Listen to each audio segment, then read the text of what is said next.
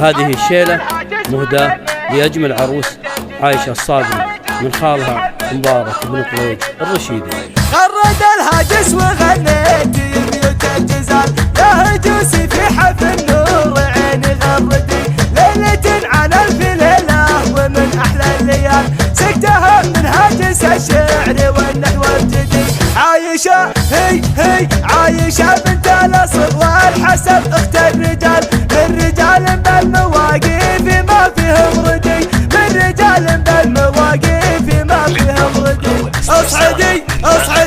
اصعدي فوق المنصة وزيديها اشتعال هزي الصرايا وابلى السحاب ورعدي يا شذا الكدي مع المسك والماء زلال فوقها مسح بأصابري يا اصعدي. مهرة ترقى وتلعب على رؤوس الجبال والغيوم الممطرة لاعبتها ببردي والغيوم الممطرة لاعبتها ببردي. الجمال اليوسفي قد زهاها بالكمال نورها عاكس ويضوي مثل نجم الجدي كاملة تجمع جميع المزايا والخصال أشهد لها بالمحاسن وكل يشهدي.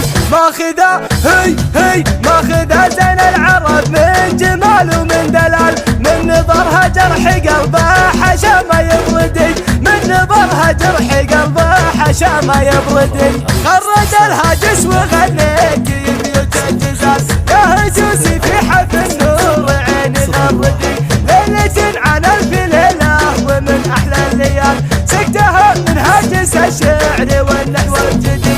عايشة هي عايشة بنت الأصل والحسب اخت الرجال من رجال بالمواقف ما فيهم ردي من رجال بالمواقف ما فيهم ردي.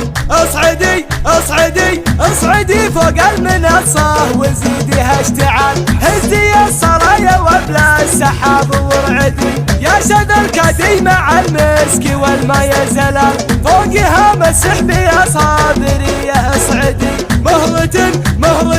مهرة ترقى وتلعب على رؤوس الجبال والغيوم الممطرة لاعبتها ببردي والغيوم الممطرة لاعبتها ببردي.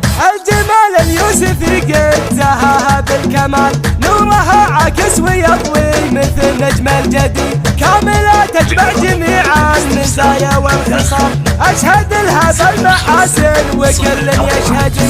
ماخذة هي ماخذة زين العرب من جمال ومن دلال من نظرها جرح قلبها حشا ما يبردي من نظرها جرح قلبها حشا ما يبردي.